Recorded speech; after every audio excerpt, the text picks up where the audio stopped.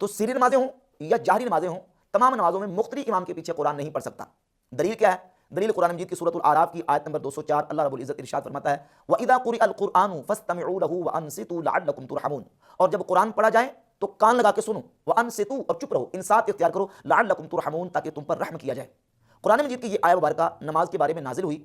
ابن تیمیہ نے اپنے فتاوی ابن تیمیہ کی جلد نمبر 22 صفحہ نمبر 295 پہ امام احمد ابن حنبل کے حوالے سے نقل کیا کہ امام احمد ابن حنبل فرماتے ہیں قال احمد اجمع الناس علی انہا نزلت فی الصلاۃ، لوگوں کا اس بات پر اجماع ہے کہ قرآن مجید کی یہ آیہ مبارکہ نماز کے بارے میں نازل ہوئی ہے، اس پر اجماع اور اتفاق ہے۔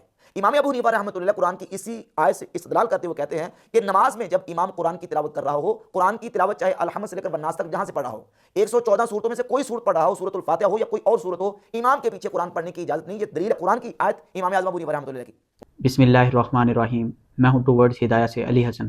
کچھ دن پہلے مفتی راشد محمود رضوی صاحب کی ایک ویڈیو میری نظروں کے سامنے سے گزری، جس میں وہ یہ بیان کر رہے تھے کہ امام کے پیچھے چاہے رکعت جو ہے وہ سری ہو یا جہری، دونوں صورتوں میں امام کے پیچھے سورۃ الفاتحہ پڑھنا جائز نہیں ہے۔ مفتی صاحب کے جواب میں کافی روایات ان کے سامنے رکھ سکتا ہوں، لیکن آج ہماری ویڈیو تھوڑی ہٹ کے، البتہ ویڈیو کے آخر میں ان اصحاب کے، چند اصحاب کے اور ائمہ کے نام بتاؤں گا جو امام کے پیچھے سورۃ الفاتحہ پڑھنے کے قائل تھے۔ فی الحال میں مفتی صاحب کے سامنے چند چیزیں رکھنا چاہتا ہوں۔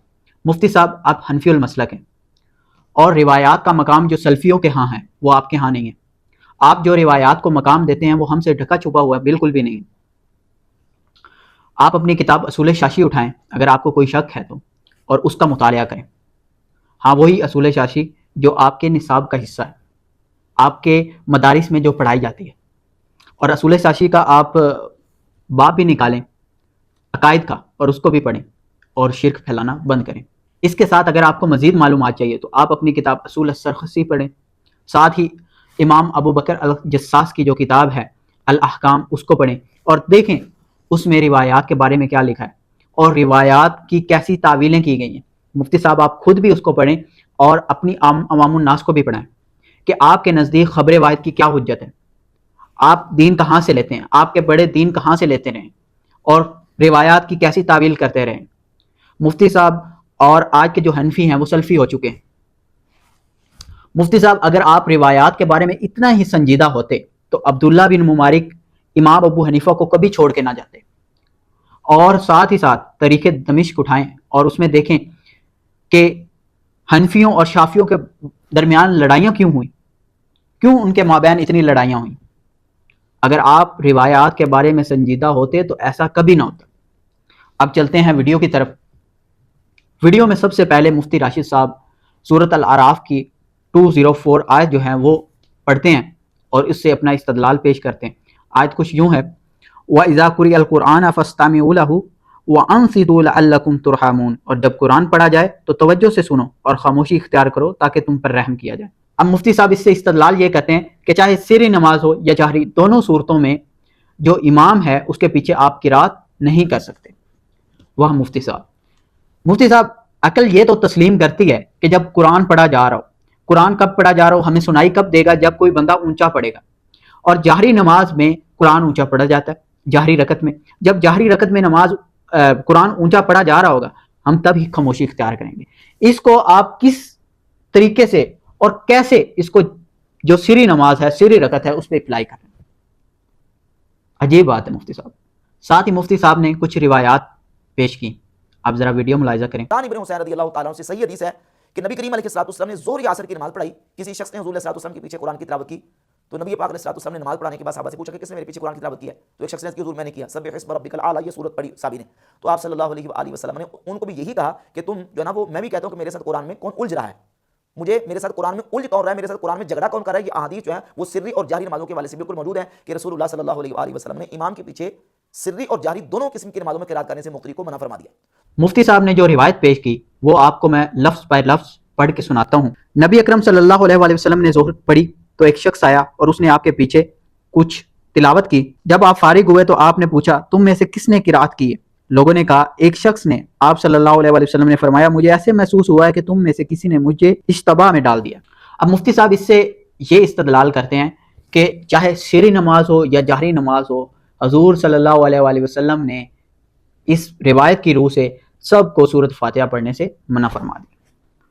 آپ ذرا اس روایت پہ غور کریں، اور ویسے بھی آپ کو سامنے میں ایک سینیریو رکھتا ہوں کہ ایک امام ہے، وہ نماز پڑھا رہا ہے اور مقتدی اس کے پیچھے کھڑا ہے۔ امام کو تب ہی وہ چیز سنائی دے گی جب وہ اونچی آواز میں وہ قرات کرے گا، کسی آیت کی اونچی آواز میں قرات کرے گا، اور تب ہی امام کے نماز میں خلل پیدا ہوگا۔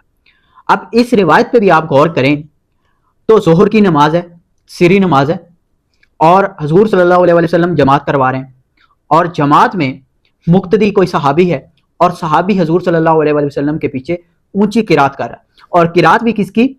کسی سورہ کی، سورۃ فاتحہ کی نہیں، کسی اور سورہ کی۔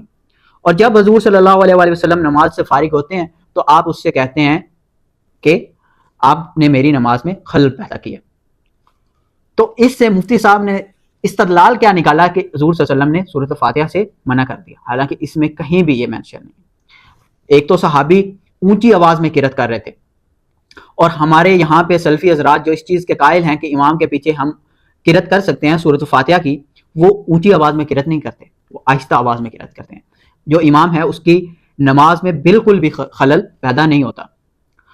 مفتی صاحب نے یہ روایت تو پڑھ دی، لیکن اسی روایت کے نیچے امام ابو داؤد کے کچھ کمنٹس تھے جو مفتی صاحب نے بالکل بھی نہیں پڑھی۔ امام ابو داؤد سورۃ الاعراف کی 204 آیت کے بارے میں کہتے ہیں کہ اس سے تب ہی استدلال کیا جا سکتا ہے جب جاہری نماز ہو، سری نماز میں اس سے استدلال نہیں کیا جا سکتا، جس کا مفہوم یہ ہے۔ میں آپ کے سامنے سکین بھی چلا دوں گا۔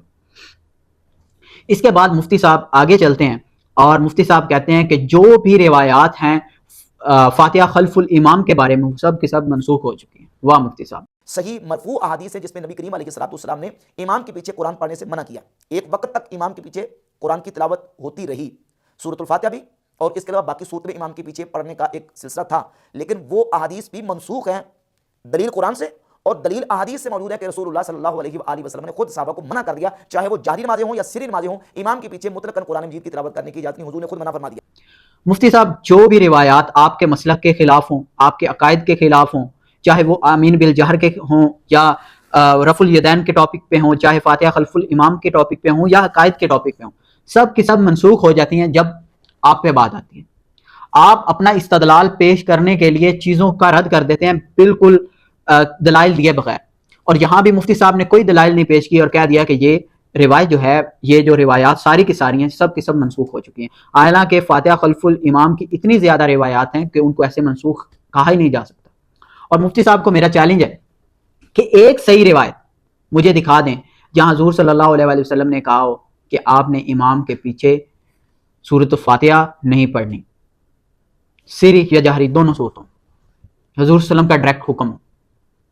صحابہ میں اس کا اختلاف پایا جاتا تھا، کچھ صحابہ کا گروہ تھا جو اس چیز کا قائل تھا کہ بالکل بھی جو جہرن نماز ہے اس میں تلاوت نہیں کرنی اور سری نماز میں تلاوت کرنی ہے، اور ایک گروہ صحابہ کا یہ تھا کہ جو سری ہو یا جہری ہو دونوں صورتوں میں امام کے پیچھے سورۃ فاتحہ قرات کرنے کے قائل تھے۔ اب آپ کے سامنے میں چند اصحاب کے اور ائمہ کے نام رکھتا ہوں جو امام کے پیچھے سورۃ الفاتحہ پڑھنے کے قائل تھے، جن میں سب سے پہلا نام سیدنا عمر بن عبد الخطاب کا تھا، دوسرے نمبر پہ سیدنا ابو ہریرہ ہیں، پھر سیدنا عبادہ بن صامت ہیں، سیدنا ابو سعید الخدری ہیں، سیدنا ابن عباس ہیں، سیدنا انس بن مالک ہیں، سیدنا ابی بن کعب ہیں، سیدنا عبداللہ بن عمرو ہیں، اس کے بعد سیدنا جابر بن عبداللہ ہیں، اس کے بعد امام سعید بن جبیر ہیں، امام حسن بصری ہیں، امام عبید اللہ بن عتبہ ہیں، اور یہ سب کے سب امام کے پیچھے سورۃ الفاتحہ پڑھنے کے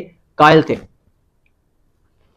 ساتھ ہی ساتھ جو ہمارے مشہور چار مسلک ہیں، چار ائمہ ہیں، ان میں سے تین ائمہ بھی، امام شافعی وہ اس کے قائل تھے کہ امام کے پیچھے چاہے جہری نماز ہو یا سری نماز ہو، دونوں صورتوں میں امام کے پیچھے سورۃ الفاتحہ پڑھنا جائز ہے اور ضروری ہے۔ امام احمد بن حنبل جو حنبلی ہیں، ان کے عقائد یہ تھے، ان کا نظریہ اس میں یہ تھا کہ جو جہری نماز ہوگی اس میں ہم چھپ رہیں گے، خاموشی اختیار کریں گے، اور جو سری نماز ہے، سری رکعات ہیں، وہاں ہم سورۃ فاتحہ پڑھیں گے، اور امام مالک کا بھی بالکل یہی مسلک تھا۔ اب مفتی صاحب آپ سے سوال میرا یہ ہے کہ سارے اصحاب جو اس کے قائل تھے کہ امام کے پیچھے سورۃ فاتحہ پڑھنی جائز ہے، اور ساتھ ہی ائمہ، ان کے بارے میں آپ کیا کہیں گے؟ ان کے بارے میں آپ کیا حکم لگائیں گے؟ حالانکہ آپ نے اپنی ویڈیو میں صرف ایک سائڈ، ایک نظریہ پیش کیا کہ بس چاہے جہری نماز ہو یا سری نماز ہو، دونوں صورتوں میں پیچھے تلاوت کرنا سورۃ فاتحہ جائز نہیں ہے۔ آپ نے ان روایات کو ٹچ ہی نہیں کیا، ان روایات کو بتایا ہی نہیں جن میں یہ ذکر ہو رہا ہے کہ اصحاب جو ہیں کون کون سے اصحاب حضور امام کے پیچھے سورۃ فاتحہ پڑھنے کے قائل تھے۔ مفتی صاحب یہ کیسی خیانت ہے؟ مفتی صاحب یہ مسائل جو ہیں، چاہے فاتحہ خلف الامام ہو، آمین بالجار ہو، فروعی مسائل ہیں اور یہ ترجیحات ہیں۔ آپ کو اپنی عوام کے سامنے دونوں روایات، دونوں جو مسائل تھے وہ رکھنے چاہیے تھے کہ اصحاب کا ایک طبقہ اس عمل پہ تھا، ایک طبقہ اس عمل پہ تھا، آپ کو نام بتانے چاہیے تھے ان کو، اور ان پہ چھوڑتے کہ وہ کس کو چوز کرتے ہیں۔ آپ نے کیا کیا؟ آپ نے ایک سائڈ کا نظریہ ان کے سامنے رکھ دیا، وہ روایات ان کے سامنے رکھ دی، اور ایون وہ روایات اس سورۃ الفاتحہ، فاتحہ خلف الامام پہ فٹ کی جو اس پہ فٹ نہیں ہوتی۔ تو مفتی صاحب ہوش کے ناخن لیں اور یہ خیانت کرنی چھوڑ دیں، اپنی عوام کو اس طرح گمراہ نہ کریں۔ عقائد ہوں، فروعی مسائل ہوں، ہر چیز میں آپ نے اپنی عوام کو گمراہ کیا ہوا۔ اور میری آپ کی عوام سے، ان بختوں سے بھی یہ گزارش ہے کہ خدا را قرآن کو خود پڑھیں، اس کا خود مطالعہ کریں اور روایات کو بھی پڑھیں۔ آپ کو پتہ ہو کہ ہمارا دین، ہمارا قرآن، ہمارے نبی اکرم صلی اللہ علیہ وسلم کیا کہہ رہے ہیں۔ کسی پہ اندھا دھن یقین نہ کریں، کسی کی اندھی تقلید نہ کریں۔ یہ ویڈیو بنانے کا مقصد یہ نہیں تھا کہ جو سلفی منہج ہے اس کو سب کے سامنے رکھنا، بالکل بھی یہ مقصد نہیں تھا۔ مقصد صرف یہ بتانا تھا کہ جو فروعی مسائل ہیں اس میں آپ ریسرچ کریں اور ایک نتیجے پہ پہنچ جائیں کہ یہ نتیجہ ٹھیک ہے، تو آپ کو وہ اپنا لینا چاہیے۔ اللہ تعالی ہم سب کو اپنے حفظ و امان میں رکھے۔ وما علینا الا البلاغ۔